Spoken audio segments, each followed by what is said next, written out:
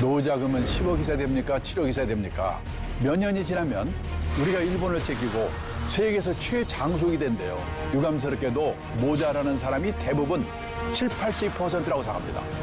고용정년, 일의 정년, 인생정년, 이 세 번의 정년을 어떻게 맞이할 것인가? 가장 확실한 노후 대비는 재테크가 아니고 평생 현역이다.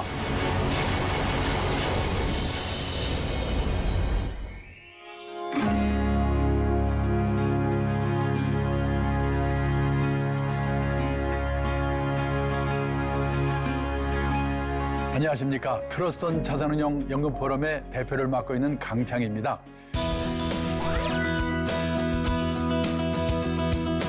요즘 이 100세 시대를 맞이해서 많은 직장인들이 퇴직 후에 30년, 40년 무슨 일을 하고 살 것인가, 이게 많은 직장인들의 관심사인 것 같습니다. 그래서 이 시간에는 가장 확실한 노후 대비는 평생 현역이다, 이런 내용으로 좀 말씀을 드려보도록 하겠습니다. 제가 이제 강의 활동을 하다 보면은 많은 분들이 이 100세 시대라고 하는데 노후자금은 10억 이상 됩니까? 7억 이상 됩니까? 이런 질문들을 많이 하십니다. 근데 우리나라에서 회사를 퇴직하고 살고 있는 집 말고 그런 돈을 갖고 퇴직하는 분이 얼마나 되겠습니까? 그런 말 들으면 속만 터지죠. 그런데 저는요, 그 몇억 원이 있다고 하더라도 생애 설계, 노후 설계의 발목을 잡는 세 가지 착각이 있는데, 이 착각에 빠지게 되면 아무런 의미가 없고, 또 몇억 원이 없다고 하더라도 착각에 빠지지 않고 미리미리 준비만 잘하면 얼마든지 행복한 노후를 맞을 수 있다. 저는 그렇게 생각합니다.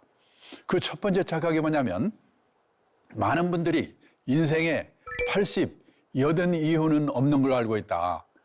그래서 뭔가 이렇게 계획을 세우는 분들도 보면요, 80 이후를 생각하는 분이 거의 없거든요. 근데 다 아시지만 요즘 시중에 유행하는 말 중에 재수 없으면 120살까지 산다. 제가 생각해도 끔찍합니다. 뭐하고 살 건가? 뭐 먹고 살 건가? 두 번째, 우리가 언젠가는 세상을 떠납니다. 근데 그 죽음이라고 하는 것이 어느 날 갑자기 조용히 오는 걸 알고 있다. 그러면 얼마나 좋겠습니까? 안 그렇죠? 저도 벌써 이제 4년 전에 노모가 92세로 돌아가셨는데요. 몇 년 아프셨거든요. 많은 분들이 100살 가까이 살면서 짧게는 2, 3년, 길게는 10년 정도를 앓으면서 돈 문제, 외로움, 이걸로 고생하다 하거든요. 저는 저희 어머니를 보면서 자기 발로 화장실만 걸어 다니다가 세상 떠나도 얼마나 좋을까. 이건 존엄에 관계되는 거거든요. 세 번째, 저는 우리나라 가정에서 가장 큰 문제가 세 번째라고 생각합니다. 많은 분들이 아직도 자식이 자신의 노후라고 생각하고 있는 돈 다 퍼부어놓고 노년에 쪽방에 사는 분들 많거든요. 자녀 리스크라고 하죠. 여기에 걸려버리면 몇억 원이 있어봤자 아무 의미가 없다는 겁니다. 이건 나중에 자세히 말씀드리도록 하겠습니다. 그런데요, 우리가 살기는 또 너무나 오래 사는 겁니다. 이웃나라 일본은 평균 수명이 남자가 81세, 여자가 87세. 우리나라는 남자가 80세, 여자가 86세입니다. 1년 차이입니다. 근데 얼마 전에 신문 보셨는지 모르겠는데 몇 년이 지나면 우리가 일본을 제끼고 세계에서 최장수익이 된대요. 놀랐습니다. 왜 그러냐? 건강보험이 우리나라처럼 보급이 잘 된 나라가 없다는 거죠. 이번에 코로나 사태로 우리나라의 건강보험 제도가 얼마나 잘 됐는지 알고 계시지 않습니까? 오래전부터요, 미국, 캐나다에 이민 갔던 노인분들이 돌아오는 분이 많은데 왜 돌아왔냐고 물어보면 건강보험 때문에 돌아왔다는 분이 많아요. 캐나다는 거의 다 무료에 가까운데 문제는 순서가 안 와. 백도 못 써. 그래서 캐나다에서는 농담으로 기다리다 죽는다고 그러잖아요. 그 다음에요, 미국은 이 오바마 대통령이 우리나라처럼 모든 국민에게 건강보험제도 실시하려다가 못했잖아요. 그래서 재미교포 중에는 건강보험에 가입 안 돼 있는 분도 많다는 겁니다. 그런 분들은요, 맹장 수술 하나 하는데도 3천만 원, 4천만 원. 미국에서는 돈이 없어서 죽는데요. 근데 우리나라는요, 제가 얼마 전에 통풍이 와가지고 병원에 갔더니 진료비가 1,500원. 약값 5일간 처방하자마자 약방 갔더니 약값이 1,000원. 왜 이렇게 싸요? 그랬더니 65세 이상은 다 이렇게 싸대, 그냥. 그래서 우리가 세계에서 제일 오래 산대요. 좋은 건지 나쁜지 잘 모르겠는데. 자, 그런데요, 문제는 퇴직은 또 엄청나게 빠르졌거든요. 그 재작년에요, 이 잡 코리아라고 하는 취업 컨설팅 업체에서요, 40대 이상 직장인의 체감하는 평균 퇴직 연령을 조사해 봤더니 51.6세랍니다. 깜짝 놀랐습니다. 시내 직장이라고 하는 공기업도 55세, 중소기업이 51세, 대기업은 49세랍니다. 주된 직장에서 60세까지 일하고 나온 사람 비율이 8%밖에 안 된대요. 이게 보통 문제가 아닙니다. 그러면요, 자, 51.6세에 퇴직하고 나와서 그 인생이 얼마나 긴 인생이 기다리고 있는가. 저는 그거를 퇴직 후에 12만 시간이라고 말씀드리는데, 예를 들어서요, 51.6세를 반올림해서 52세에 퇴직했다고 가정합니다. 그리고 83세까지만 산다고 가정하자. 왜 83세인가?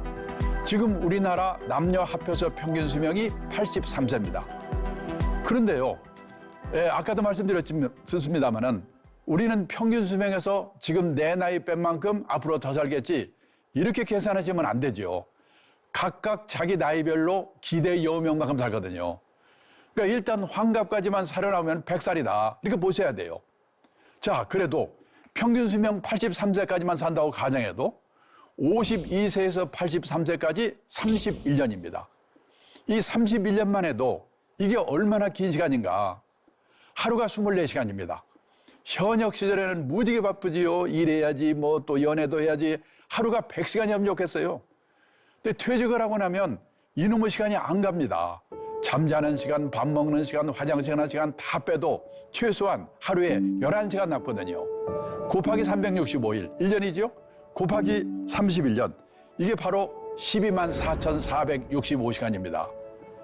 그러면 124,465시간이면 이게 어느 정도 길인가? 지금 우리나라 직장인들이 회사 나와서 근무하는 시간 연평균 1,965시간입니다. 124,465시간을 1,967시간으로 나누면요, 63년이 되는 거예요. 100살까지를 생각하면 말할 것도 없습니다.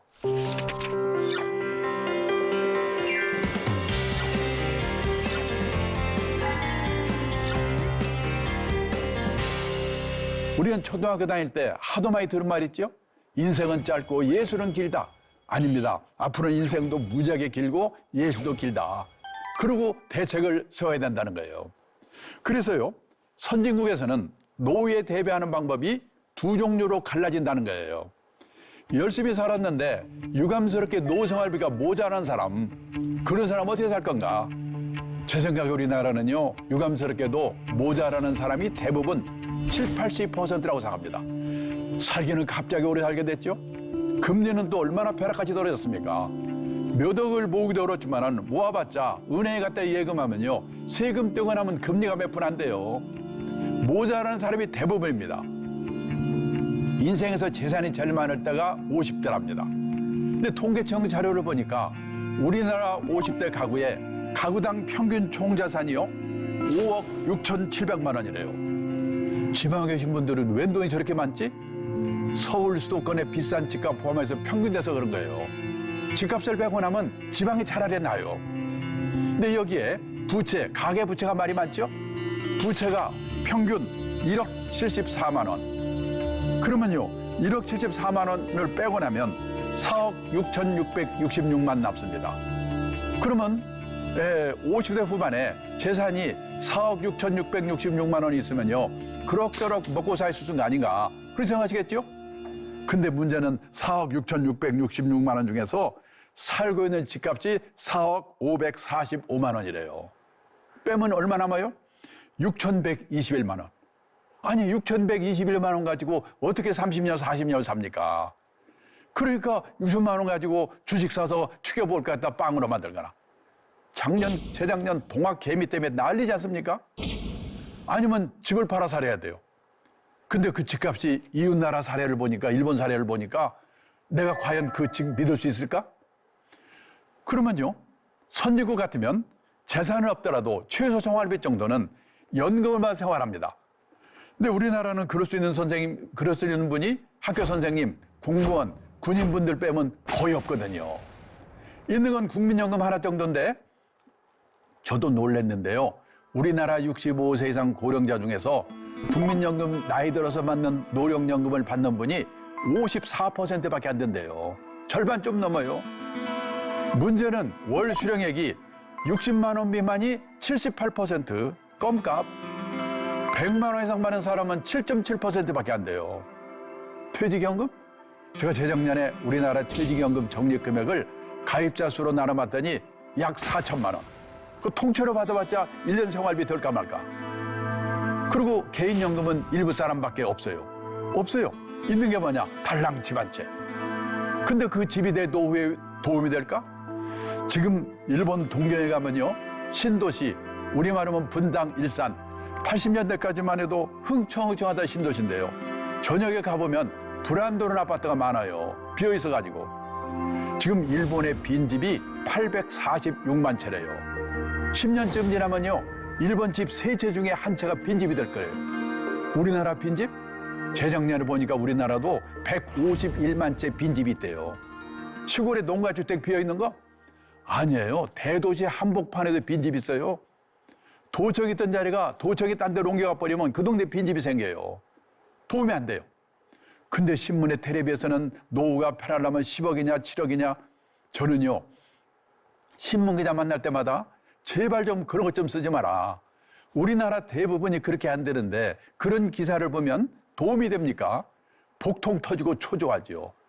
그래서 온갖 사기 사건이 횡행합니다. 부동산 기획 사기, 책방에 가보면 재테크 광풍입니다. 2배로 튀기는 법, 3배로 튀기는 법. 아니, 책 한 권 읽고 2배를 튀길 수 있으면 그 인생이 얼마나 간단하겠습니까? 그런 방법 없죠. 오직 하면요, 일본의 신문기자, 일본경제신문에 서울에 와서 특파원으로 4년 동안 근무하고 간 일본의 신문기자가 있는데요. 이 친구가 자기 나라 돌아가면서 뭐라고 하냐면, 한국에 와서 4년 동안 근무하면서 보니까 한국 사람들은 돈을 버는 방법, 그 사람은 그걸 자산 관리에서 입구 관리라고 표현했습니다. 입구 관리에 대해서는 쌍부로 열심이다. 그런데 나이가 60이 돼서 번 돈이 모자란다? 그러면 그 사람은 부자 될 확률이 별로 없지요. 그러면 어떻게 되냐? 맞춰 사는 방법을 배워야 되죠. 또 운 좋게 부자가 됐다. 그러면 아름답게 쓰는 방법. 그 사람은 그걸 자산 관리에서 출구 관리라고 표현했습니다. 한국 사람들은 입구 관리에 대해서는 무지하게 열심인데 출구 관리에 대해서는 집에서 가르치냐, 학교에서 가르치냐, 사회에서 가르치냐. 공부가 너무나 안 되어 있다. 이러고 가는 겁니다. 제 기분이 얼마나 나쁘겠습니까? 그런데요, 일본의 1억 2천만 인구 중에서 기독교 인구, 교회 다니고 성당 다니는 사람이 100만 명도 안 되거든요. 1%도 안 됩니다. 우리나라요, 개신교, 캐톨릭 합치면 20몇 %, 1,몇백만 명의 기독교 인구래요. 근데 여기 2000년 전에 바울 사도에 의해서 기록된 성경에 보면요, 풍부에 처할 줄도 알고 비천에 처할 줄도 알고 그때그때 주어진 경제 상황에 맞춰 사는 방법을 배워라. 근데 1,몇백 명의 기독교인들이 이걸 읽었는지 안 읽었는지 기독교 인구 1%도 안 되는 일본 사람한테 우리가 충고를 드려야 된다. 저는 그게 우리나라의 문제라고 생각합니다. 우리나라 기독교인들이 제일 좋아하는 성경 구절이 이 밑에 있는 빨간 글자래요. 내게 능력 주시는 자 안에서 내가 모든 것을 할 수 있느니라. 새벽 기도만 열심히 나가면 만사형통. 근데 이게 가능한 거는 평소에 풍부에 처할 줄도 알고 비천에 처할 줄도 아는 훈련을 미리미리 받아두었기 때문에 가능한 거죠. 근데 이게 있는지 없는지도 모르고 읽었는지 안 읽었는지 밑에 거 맞고 목마다 하니까 그 무당이나 똑같은 거죠. 그래서요, 일본 가도 미국 가도 열심히 살았는데 유감스럽게 노후 생활비가 모자란 사람 거기도 많습니다. 그러면 어떡하냐? 할 수 없다.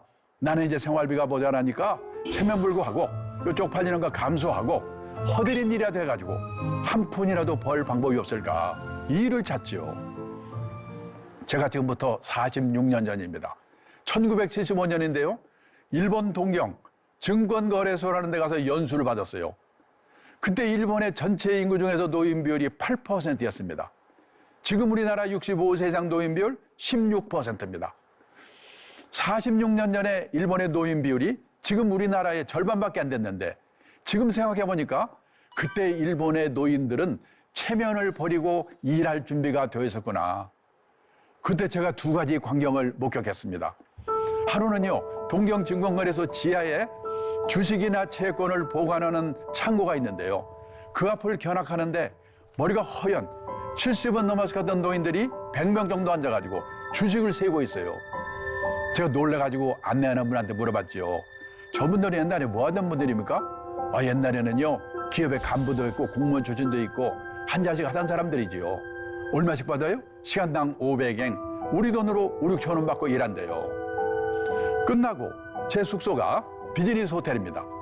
거기를 가보니까 5시가 되니까 인류 호텔이 아니라서 그런지 모르겠지만은 젊은 아가씨들이 퇴근을 하고 할아버지들이 밤땅번으로 교대를 하는 겁니다. 제가 그 두 가지만 가지고 일반화시킬 수는 없지만은 젊은 나이에 그거를 보고 야, 나이가 들어서도 일을 하려면 폼나고 고난이 있는 일은 젊은 사람한테 주고 저렇게 허드렛 일을 해야 되는 거구나. 나도 이제 오래 살아야 될 텐데 저런 준비를 하고 살아야겠구나. 저는 그때 그걸 본 것이요, 제 인생에 얼마나 도움이 되는지 모릅니다. 근데 그로부터 40년이 지나서요, 2015년 가을이에요. 일본의 어느 유명 주간지가 일본의 퇴직자들이 하고 있는 일을 5가지 소개했어요. 다 우리나라에 있는 거예요. 아파트 관리인, 일본에서도 아파트 관리인 이거 하려고 경쟁률이 50대 1, 50대 1. 가사 대행 서비스, 가사 도우미거든요. 제 친구는 일본에서 사장인데요. 그 딸이 대학 나온 아이인데 40대 중반인데 애 둘을 키우느라고 회사를 퇴직했어요. 근데 애만 키운 게 아니라 틈틈이 시간을 내가지고요, 간호사 자격을 받을 수 있는 전문학교를 다녔대요. 그래서 대학 나온 애가 간호사 자격을 따로 받은 거예요. 근데 지금 일본에는요, 우리도 곧 그렇게 될 것 같은데 방문개호라고 해가지고, 개호는 우리말로 말하면 간병, 돌봄 이런 뜻이거든요. 경제력이 있는 노인들이 혼자 아니면 둘이 살고 있는 집에 가가지고 주사도 놔주고 건강 체크해주고 간단한 집안일 도와주고 그러는 일의 수요가 폭발적으로 늘고 있대요. 그 일을 하고 돈 벌고 있어요. 사장 딸이고 대학 나왔는데. 중요한 거는 이런 일을 하면서도 쪽팔려 하지 않고 이런 일을 하는 사람을 우습게 보지 않고. 근데 그동안에 우리나라는요, 일도 없지만은 하고 싶어도 체면, 이 남의 눈 때문에 어려웠거든요. 근데 요 몇 년 전부터 우리나라도 무섭게 바뀌고 있어요. 제가 얼마 전에 택시를 타고 가는데 기사분이 60이 넘은 분이래요. 외국 회사에 지사장을 했답니다. 근데 이분이 대단한 게 외국 회사에 지사장을 했는데 그때만 해도요, 지사장 할 때는 기사 달린 차에다가 그다음에 에쿠스 차에다가 또 부인은 사모님 소리 듣고 폼 잡고 다녔대요. 근데요, 이분이 내가 퇴직을 하고 나서요, 3년 이내에 개인 택시 받을 자격을 갖자, 그런 결심을 했답니다. 그때 그분이 1년 8개월이 됐다고 하더라고요. 이런 분이 지금 늘고 있습니다. 그렇게 살다 보니까 60이 넘어서 먹고 살 걱정을 없게 됐다. 유감스럽게 우리나라는 그런 분이 20, 30%밖에 안 돼요. 그러면 그분들은 퇴직도 했고 먹고 살 걱정도 없으니까 놀고 먹으면 되는가? 아닙니다. 특히 도시에 사는 사람일수록 퇴직하고 소일거리가 없어서 미치거든요.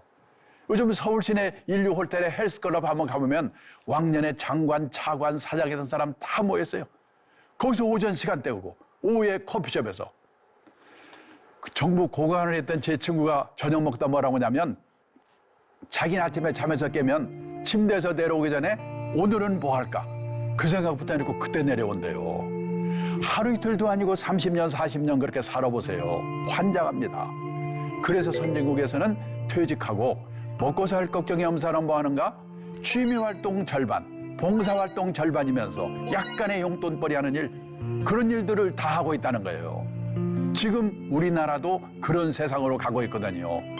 나는 뭘 가지고 해볼까? 그거를 젊은 시절, 현역 시절부터 미리미리 생각해 보셔야 된다는 겁니다. 우리가 인생을 살아가면서 정년을 3번 맞이한다고 그러죠. 첫째가 고용정년, 보통 회사 55세. 근데 아직도 몸이 쌩쌩해. 그래서 허드렛 일이라도 자원봉사활동이라도 자기가 정해서 하는 일의 정년이 있습니다. 그리고 마지막으로 하나님께 불려가는 정년, 인생 정년이지요. 고용 정년, 일의 정년, 인생 정년. 이 3번의 정년을 어떻게 맞이할 것인가. 이런 준비를 하고 사는 게 재테크보다 훨씬 더 중요하지 않을까. 여기까지 결론입니다. 가장 확실한 노대비는 재테크가 아니고 평생 현역이다. 돈이 있으면 있는 대로, 없으면 없는 대로. 제가 오늘 강의장에서 이 말을 끝냈더니요, 한 남자분이 벌떡 일어나더니 아니 왜 남자들한테만 이러라고 그럽니까? 점심때 시내 음식점에 한번 가보세요. 맛있는 건 여자들이 다 먹고 있고 헬스클럽 한번 가보세요. 땀 뻘뻘 운동하는 건 여자들인데 왜 남자들한테만 자기 부인 자기가 이야기해 제가 어떡하라는 거예요. 그래서 사실은 여성분들이 생각해 보셔야 돼요. 긴 후반 인생이 부부가 화목하기 위해서는 남편분이 돈이든 안 되든 소일거리를 갖도록 도와줘야 되거든요. 또 남자분들은 고생하면서 꼴 보기 싫은 사람 참아가면서 이러다가 퇴직하고 집에 갔더니 요즘 온갖 조롱거리의 대상이 되고 있잖아요. 삼식이가 뜨고 영식이가 뜨고 그런 말 들으면 화가 나지요. 근데 그것도 생각을 하나만 바꾸면 되는 게 뭐냐. 다들 내 아내만 나한테 야속하게 하는 것 같다. 아니다. 대한민국 아내들 다 똑같다. 세계 아내들 다 똑같다. 그러면 대책을 내가 세워야 돼요. 그 증거를 하나 보여드리겠습니다. 일본의 오가와 유리라고 은퇴 전문가가 있는데요. 이분이 뭐라고 하냐면 일본에서 은퇴 남편 인기 1번. 어떤 남자가 은퇴하고도 인기가 짱인가? 요리 잘하는 남편, 건강한 남편, 싹싹한 남편, 집안일 잘 도와주는 남편. 그 안에 답이 없어요. 낮에는 집에 없는 남편이래요. 세계 어느 나라 다 똑같대요. 그러니까 남자들은 그런 거 억울하게 생각할 게 없이 미리미리 지금부터 준비를 하셔야 된다는 겁니다. 제가 몇 년 전에 공무원 연공군단에서 퇴직하신 공무원분들 대상으로 퇴직 수기를 공모하는데 우연히 심사위원을 하게 됐어요. 제가 심사하면서 깜짝 놀랐습니다. 105편의 수기를 읽었는데요. 저는 공무원분들은 60까지 보장되지 연금도 300만 원 이상 다 받는 데지 아무 걱정 없는 줄 알았거든요. 아니에요. 제가 읽은 수기에 90%가 나와보니까 절벽이더래요. 제일 비치는 게 뭐냐? 갈 데가 없는 거. 그중에 한 분만 제가 수기를 소개해드리면요. 이 지방 행정직 고급 공무원인 분인데 이분은 퇴직도 했고 연금도 있으니까 내가 이제부터 신나게 놀아봐야지. 놀아봤대요. 웬걸 오래 못 가. 3개월 돌았더니 미치겠더래요. 아침에 일어나면 마누라 눈치가 보이는데 저놈의 인간은 오늘 또 안 나가나? 놀래가지고 동네 도서관에 갔더니요. 신문 한 장 보려고 쟁탈전이 벌어지는 거예요. 아이고 꼴 보기 싫어 취직해야지. 그때서 원서를 여기저기 돌렸는데 준비가 안 돼가지고 면접 보러 오라는 데도 없어요. 어느 날 한 군데서 면접 보러 오라고 연락이 왔더래요. 놀래서 봤더니 요즘 많이 생기고 있습니다. 주간 노인 보호센터. 젊은 노인이 나이 든 노인 도와주는 게 큰 일거리예요. 그 이제 면접 붙어가지고 하루에 5시간에서 6시간 일을 한답니다. 이 아침에 노인분들을 자동차로 모시다가 센터에 가서 같이 놀아주는 거예요. 바둑도 두고 장기도 두고 노래 부르면 노래도 부르고 이분이 아마 싹싹한가 봐요. 또 시골에 노모가 혼자 계신데 혼자 계신 노모를 생각해서 이분들한테 내가 잘해줘야지. 인기가 짱이에요.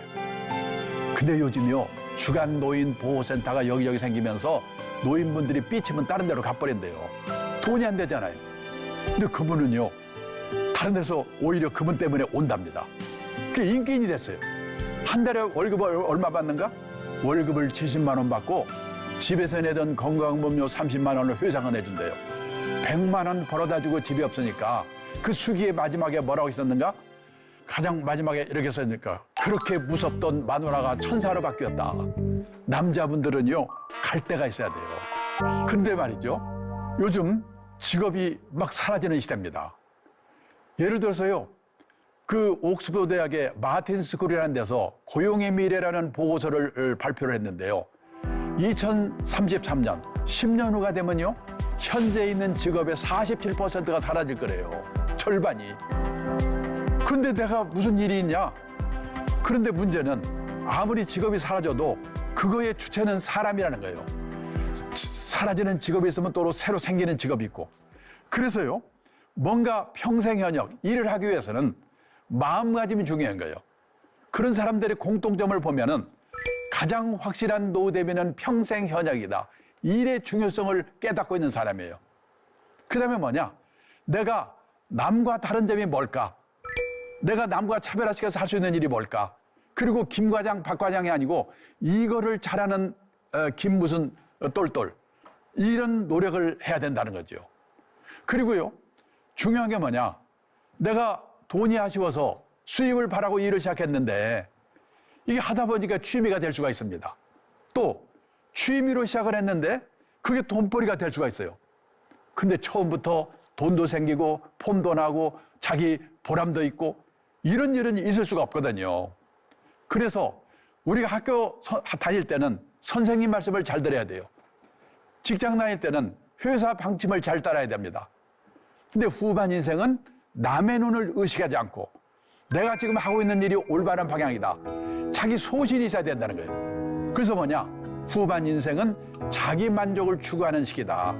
그런 마음가짐으로 준비를 해야지 평생 현역이 될 수 있다는 겁니다. 저는요, 이 젊은 분들이 이 강의를 들으시고 지금부터 준비를 하셔서 평생 현역을 하실 수 있으면 참 좋겠다. 그런 마음으로 이 말씀을 드리게 된 겁니다.